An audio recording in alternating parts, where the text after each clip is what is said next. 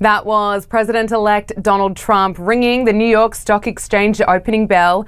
An iconic moment. He's the first president to do this since Ronald Reagan. And just look at the reaction from the trading room floor.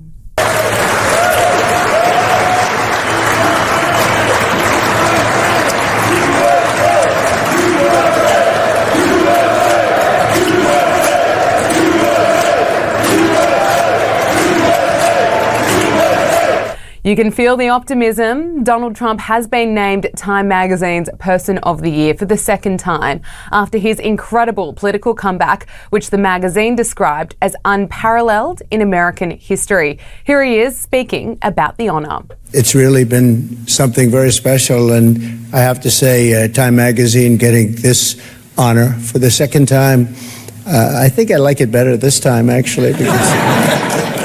Donald Trump also stopped off to speak with reporters, promising to cut taxes. We're going to bring it down even below that. You pay 21 if you don't build here, and meaning your product or whatever it is you're building. And if you do, we're going to try getting it down to 15%. But incoming Vice President J.D. Vance joined Donald Trump at the New York Stock Exchange with a cheeky message to stockbrokers. What's up, guys? It's 9:48. Shouldn't you be making money? American hedge fund manager Bill Ackman says that the incoming Trump administration is one of the most pro-business and pro-growth that he's ever seen. It's a great day because the president's in obviously great spirits, and we're stepping into, I would say, the most pro-growth, pro-business, pro-American administration I've perhaps seen in my adult lifetime, certainly. Here are some of the photographs of Trump's photo shoot with Time Magazine, and he told the magazine that in the election campaign, we hit the nerve of the country. The country was angry, and he was asked about Kamala Harris and what her mistakes were. And his response, it's brutal. Donald Trump said, taking the assignment, number one, because you have to know what you're good at. As harsh as he might be, he's right, because Kamala Harris failed to deliver a strong campaign despite having more than $1 billion in funds to play with.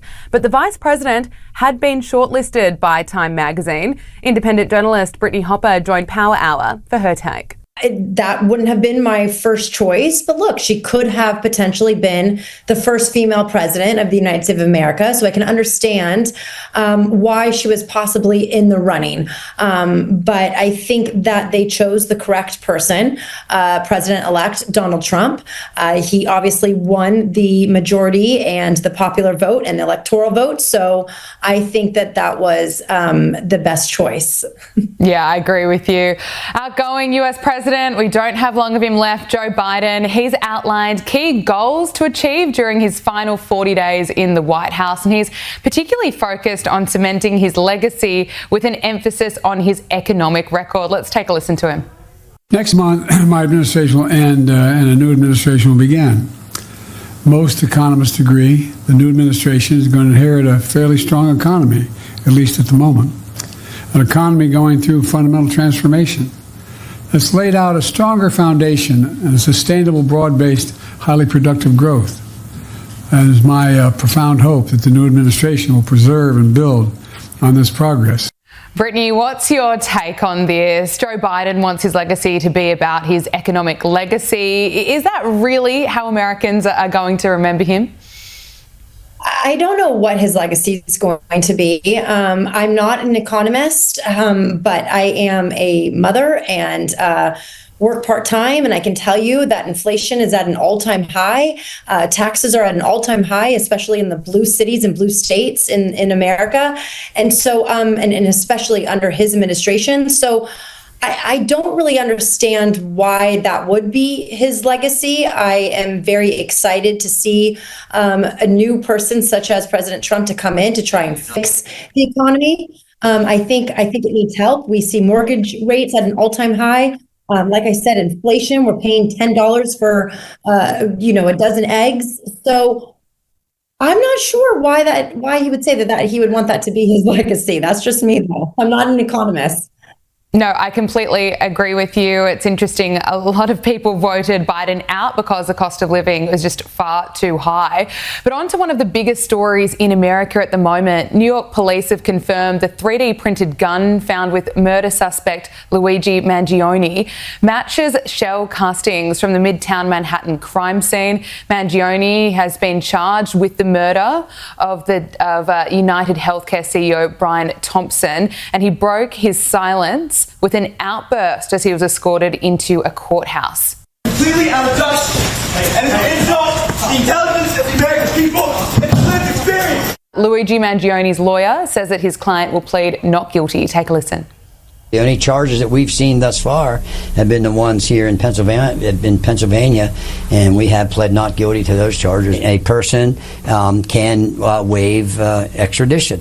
And it was my opinion and my advice under the circumstances that he not, and I emphasize the not because apparently there's news reports already going out that he waived his extradition. He did not do that.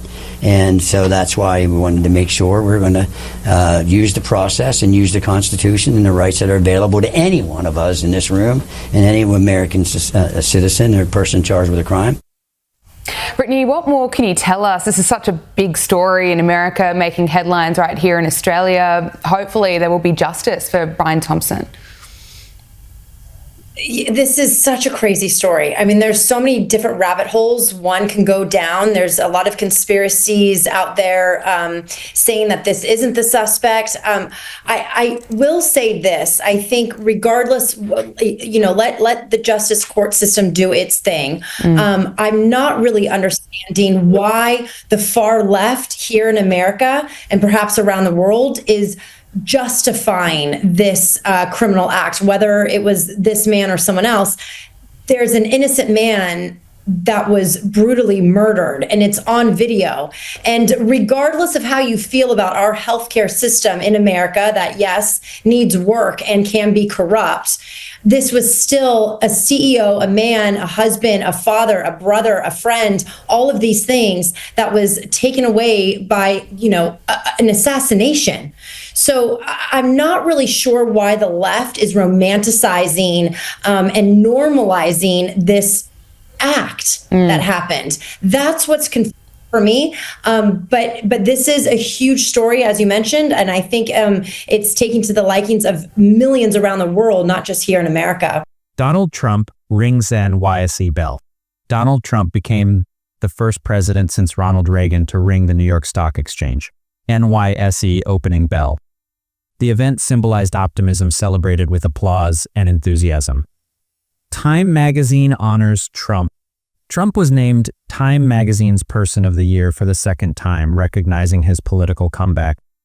Trump remarked on the honor, stating it felt more significant this time. Policy plans and economic goals. Trump discussed plans to cut taxes, aiming to reduce corporate taxes from 21% to 15% for companies manufacturing in the U.S. Financial experts, including Bill Ackman, described his administration as highly pro-business and pro-growth. Trump's comment on Kamala Harris. Trump criticized Kamala Harris, stating her failure to deliver a strong campaign despite significant funding. Independent journalist Brittany Hopper noted Harris's potential as a historic figure, but agreed Trump was the better choice for Time's honor.